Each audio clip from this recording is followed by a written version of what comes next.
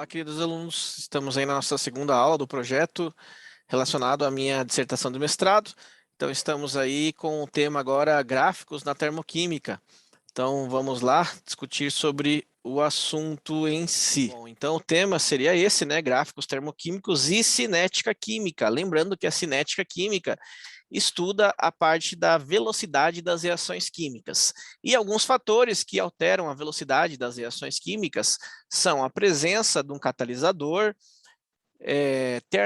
temperatura, elevar a temperatura, ou seja, fornecimento de calor, ou também baixar a temperatura, né, retirada de calor, concentração dos reagentes e também a parte a superfície de contato dos reagentes. Então, esses são os fatores aí que alteram a velocidade das reações químicas como um todo. Então, acompanha comigo ali. Mas para você compreender certinho sobre esse conceito, sobre esse contexto, precisamos falar primeiro o que é a variação de entalpia. Então, a entalpia em si, você pode entender como se fosse a quantidade de calor envolvida em um sistema. E a variação é basicamente uma subtração entre a entalpia dos produtos, que você está vendo nessa fórmula aqui embaixo, menos, né, uma subtração, menos a entalpia dos reagentes. E aí você tem a variação de entalpia. Então, aqui tem um desenho esquemático para você compreender bem, né? Temos aqui uma bolinha que representa o reagente e aqui essa mesma que representa o produto, porém em outro local ali, né? E aqui nós temos no eixo Y os valores da entalpia, ou seja, a energia. Então, nesse ponto aqui, teríamos a entalpia dos reagentes e mais ou menos nesse ponto aqui da linha do Y, né, do eixo Y, teríamos a entalpia dos produtos. Como a entalpia dos reagentes menos do produto é o ΔH, é basicamente essa distância aqui, né? A distância que você tem da linha do reagente até a linha do produto. Então, isso aqui seria o ΔH. Sendo que esse ΔH ele pode ter dois valores, um ΔH negativo ou um ΔH positivo. Sendo ele negativo, você tem as reações chamadas de reações exotérmicas. E no caso do ΔH positivo, você tem as reações denominadas de endotérmicas, que você já sabe o que significa, né? Exotérmica libera energia e endotérmica absorve energia. Para que você tenha uma reação exotérmica, ou seja, valores de ΔH negativo, como a sua fórmula é HP menos HR, necessariamente o teu HR, ou seja, a entalpia dos reagentes, deve ser maior que a do produto, né? Então, a entalpia dos reagentes deve ser maior que a entalpia do produto. No caso da endotérmica, que tem que ser um ΔH positivo, a entalpia do produto deve ser maior. Então, nesse caso, a entalpia do produto deve ser maior que a entalpia dos reagentes, certo? É basicamente aonde está essa linha. Então, essa primeira linha aqui, correspondente ao encostar no eixo Y, é a linha dos reagentes, e a que estiver mais afastada, né, caso as duas não estejam encostadas, as que estiver mais afastada seria a linha dos produtos. Então, veja que nesse gráfico, se eu considerar isso como um gráfico, a linha do produto ela está menor, né, mais baixa, que a linha do reagente. Ou seja, o reagente tem mais energia. Então, se o reagente tem mais energia, nesse gráfico aqui, ó, essa parte seria maior. Então, esse gráfico especificamente daria um valor negativo. Então, esse gráfico especificamente seria uma reação exotérmica, certo? Vamos mostrar mais adiante mais alguns exemplos aí. Bom, vamos fazer uma parte de cálculo. Como que calcula-se o valor da entalpia de uma reação? Então, ele está contando uma historinha sobre o metanol ser um líquido inflamável, perigoso, e ele pode ser produzido através da hidrogenação do monóxido de carbono, né, cuja reação está descrita aqui embaixo. E aí foi perguntado qual que é o valor do ΔH dessa reação, né, qual é o valor do ΔH da reação de produção do metanol. Então, aqui nós temos os dados referente a substâncias, né? Então, a entalpia de formação do monóxido de carbono, menos 110 kJ por mol, e também do metanol, menos 726 kJ por mol. Aqui não está mostrando o valor do hidrogênio, porque o hidrogênio é uma substância simples, que é composta por um elemento somente, e substância simples, a entalpia de formação, ela não tem, né? Você pode usar como se fosse zero. Então, aqui nós temos a seguinte, ó, tudo isso que está aqui para a esquerda da setinha são os meus reagentes, e tudo isso que está para a direita da setinha são os meus produtos. Então, aqui vamos calcular a entalpia do produto. Como que você faria isso? É o valor do balanceamento da reação, né? Primeiro tem que balancear, multiplicado pelo valor que me foi informado aqui. No caso, 726 negativo, 726 negativo, que vezes 1 é ele próprio, né? Então, menos 726 quilojoules referente ao HP. O HR, você faz a mesma coisa. O CO mais o H2, mas o H2 seria 2 vezes 0, que é 0. Então, aqui nesse caso, não precisa usar o H2, usa só o CO. Então, o CO, o balanceamento é 1 vezes o valor que nos foi informado, que é menos 110. Então, aqui realmente dá menos 110 quilojoules. Aplicando na formulazinha, ΔH é igual à entalpia dos produtos menos a entalpia dos reagentes. Então, você tem que o ΔH, a entalpia dos produtos, que é o metanol, né? Que é o CH3OH, menos 726, menos da fórmula, e depois menos 110, que é o do reagente. Então, esse menos com menos vai ficar mais, vai ficar menos 726 mais 110. Tá? E aí vai dar, ó, 726 110, vai dar 616 com um valor negativo, menos 616 quilojoules. Como esse valor aqui é negativo, essa reação é uma reação do tipo exotérmica, certo? Ou seja, a entalpia dos reagentes será maior que a entalpia dos produtos. Se eu fosse fazer um esboço de um gráfico simplificado, seria mais ou menos assim, ó. O reagente, aí o produto aqui embaixo, ó. Entalpia do reagente maior que a entalpia do seu produto. Não é um esboço aqui para você visualizar o gráfico, certo? Bom, continuando, aqui nós temos um gráfico completo da termoquímica. O gráfico completo é aquele que mostra o complexo ativado, que é o ponto mais alto desse gráfico, dessa lombada. O complexo ativado é um processo intermediário. A substância não é mais reagente, que está à esquerda, mas ainda não transformou-se em produto, que está à direita. Então, sempre para a esquerda dessa lombada aqui, ó, é o reagente, para a direita é o produto, e o meio termo, né, seria o complexo ativado. A distância de uma reação direta do reagente até o complexo ativado é chamado de EA, energia de ativação. Da mesma forma, dessa outra reação, né, pensando aqui no sentido inverso, a linha do produto até o complexo ativado seria a energia de ativação. Então, reação direta é do reagente até o complexo ativado. Da reação inversa é do produto até o complexo ativado. Lembra a reação direta e inversa, né? Direta, reagente transformando-se em produto, e inversa, o produto transformando-se em reagente, certo? E a distância entre a linha do reagente e o produto é o ΔH. É basicamente a linha do produto até a do reagente é o ΔH.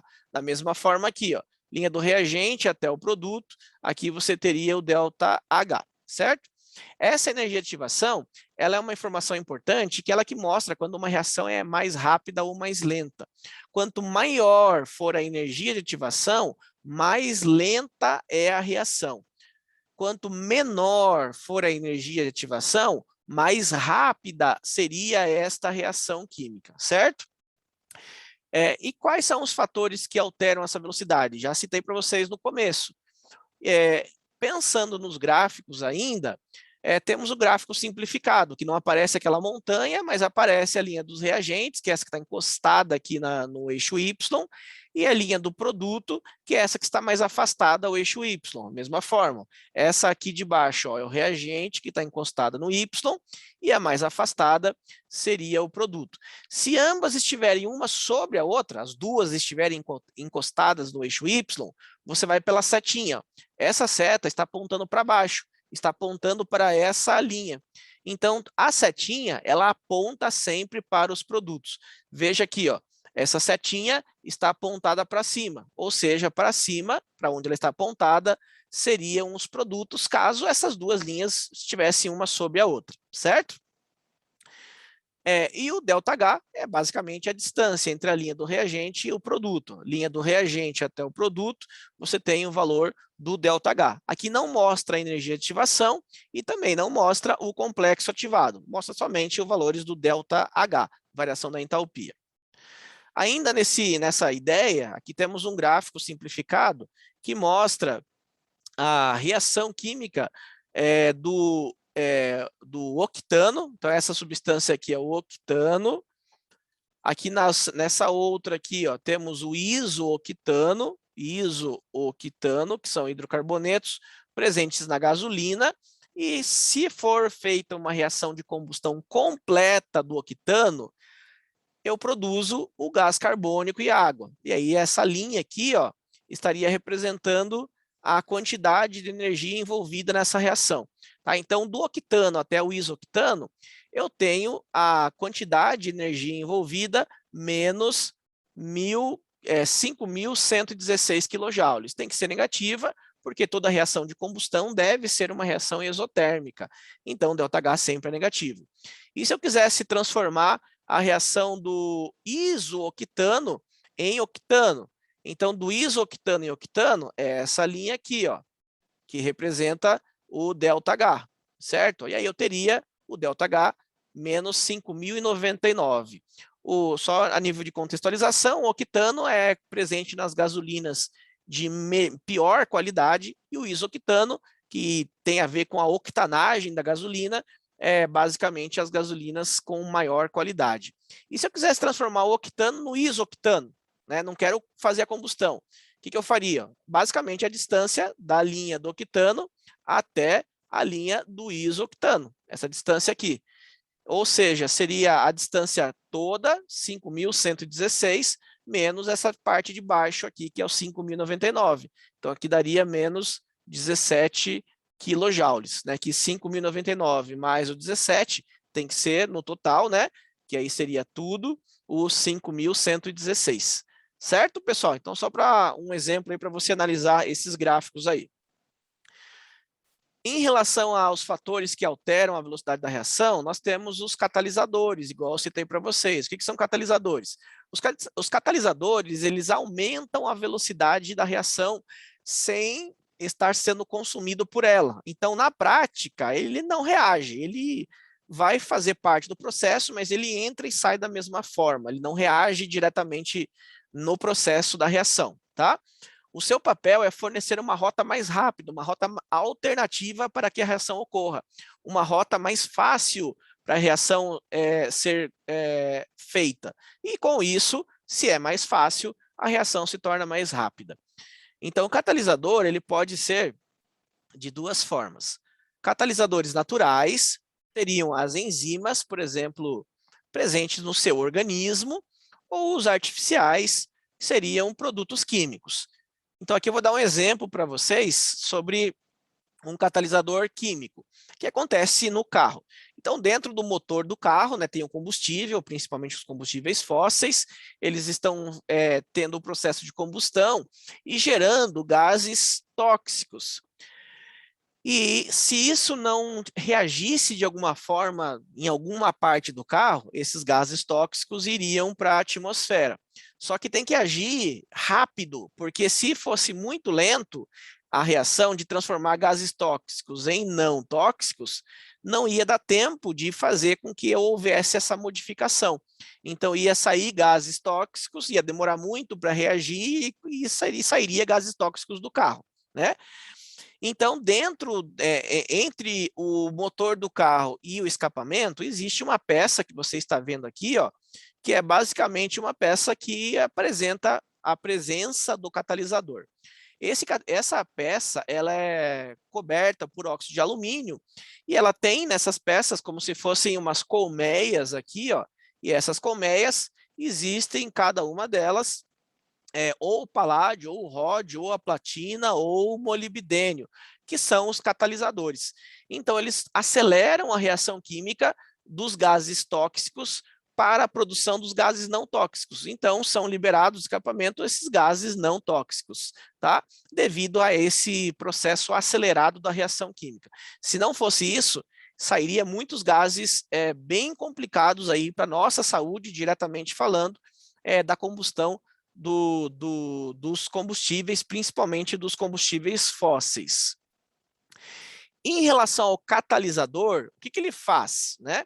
Então, o catalisador em si, lembra que a distância que você tem aqui, ó, da parte de cima até a parte do reagente, isso aqui é chamado de energia de ativação. Então, veja que essa linha vermelha é sem a presença do catalisador. Então, você tem essa distância aí. Essa outra linha que está em azul, que eu vou colocar aqui, ó, daqui até aqui, também é energia de ativação, porém com a presença do catalisador, com o catalisador. Então, o que o catalisador faz? Ele, na prática, ele faz com que o reagente pegue uma rota alternativa para se transformar em produto de um jeito mais rápido. E no gráfico, a gente percebe que há uma diminuição da energia de ativação. Lembra que eu comentei? Energia de ativação mais baixa, reação mais rápida. Energia de ativação mais alta, reação mais lenta. Então, o catalisador, ele simplesmente baixa esse valor da energia de ativação, fazendo com que a reação química torne-se mais rápida. Perceba que quando você usa o catalisador, a energia de ativação diminui. Porém, o ΔH não diminui. Tá? Então, com o catalisador ou sem o catalisador, o valor da entalpia da reação, da variação da entalpia, será o mesmo, tá bom? Ele não será alterado, é somente a energia de ativação, porque o catalisador, ele não participa da reação. Ele entra e sai da mesma forma. Ou seja, ele não altera o valor do ΔH daquela reação propriamente dita. Porém, a energia de ativação, como eu citei, sim. Tranquilo? Então, seria isso, pessoal, né? Nós temos esse assunto aí, será melhor discutido para vocês durante o nosso encontro. Né? Espero que você tenha gostado e até a próxima.